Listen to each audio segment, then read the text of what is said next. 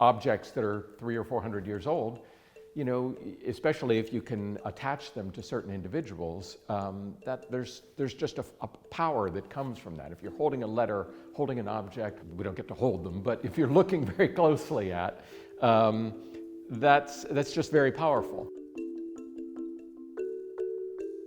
The exhibit is New York before New York, the Castello plan of New Amsterdam. And what we try to do is tell not one but three stories: the European story, the story of the native peoples of the region, and the third story is the African story. The exhibit came about as part of projects to commemorate the 400th anniversary of the founding of New Netherland and thus of New York. We slowly put together a collection of objects that tell the story of this European settlement. I say European because it wasn't just Dutch, it was under Dutch auspices.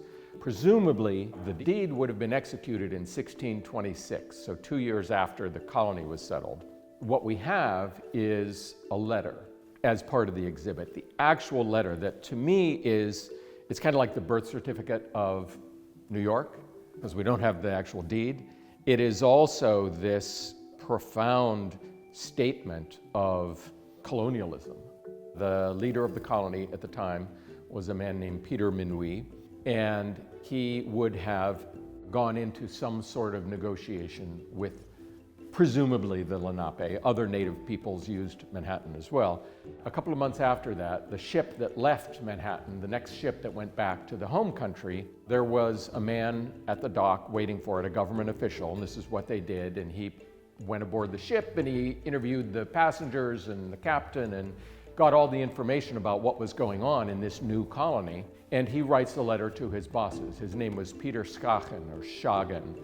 And he writes a letter in which he basically says, and oh, by the way, we have bought the island of Manhattan from the native people for the value of 60 guilders. The native people, of course, did not have a sense of property transfer and real estate the way Europeans did.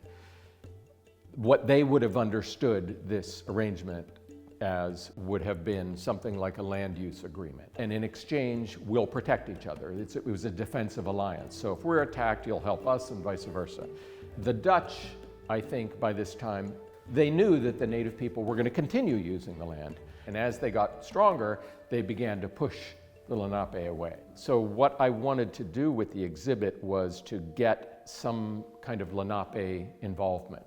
A man named Brent Stonefish, who is a member of a Lenape community in Ontario. He organized 3 chiefs from different Lenape communities to write a joint statement. And it's a very moving statement because they address themselves to their unnamed ancestor who would have presumably entered into this bargain. So it's this beautiful and very sad and defiant meditation on history.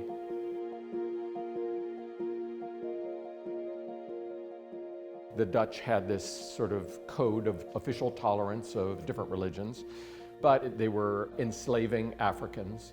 And one of the artifacts that I think is really fascinating in the exhibit is what's called an Mpungu, and it was found in New Amsterdam outside the home of Cornelis van Tienhoven, who was Peter Stuyvesant's right-hand man. And it's a Central African ritual healing collection of objects. It's very frustrating when you're trying to do a museum exhibit and you want to include those people who were not in power.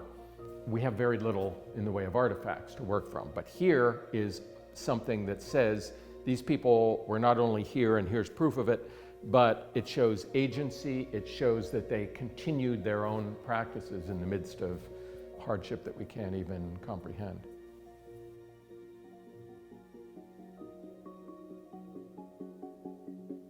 The centerpiece of the exhibit is the Castello plan, so-called. The Castello plan is a bird's eye map of New Amsterdam at its height. It was made in 1660, a man named Adrian van der Donck. He took on this cause of representing the colony, and he succeeded in getting a municipal charter for the city of New Amsterdam, which meant it was a Dutch city. You know, all these Dutch cities are in Europe, Rotterdam and Amsterdam and The Hague. And here's this city, New Amsterdam, that has its own charter. So the city government says, all right, we're a city, we have to start doing things that cities do. So they conduct a census, they say we need fortifications, let's build a wall, Wall Street.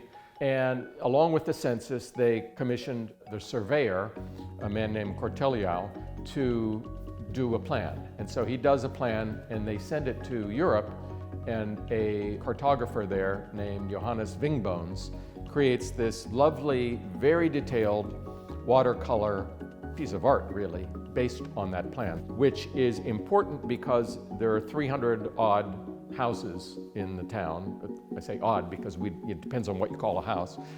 About 16 streets, again, depending on what you call a street.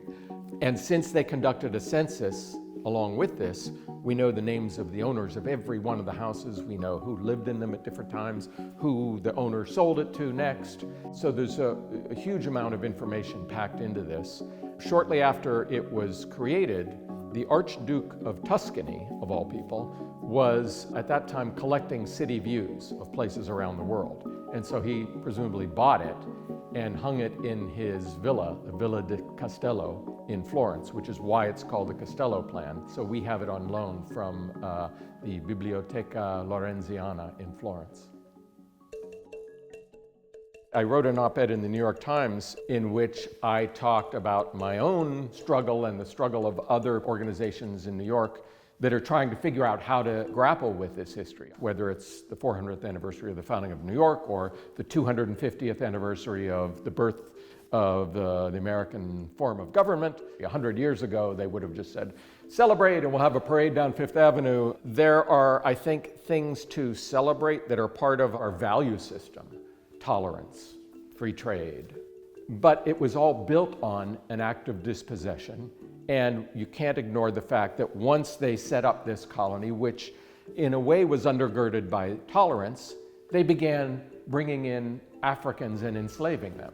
Our job is to be a little bit nuanced in understanding the history, to look coldly and plainly at who these people were and what they did, and to say that is something that we value and that we cherish and we have to find a way to preserve. And this is something ugly, and that we have inherited too. We have to process it, otherwise you just keep ignoring it and reliving the ugliness. So that's, I think, the job of all of us now in understanding our history.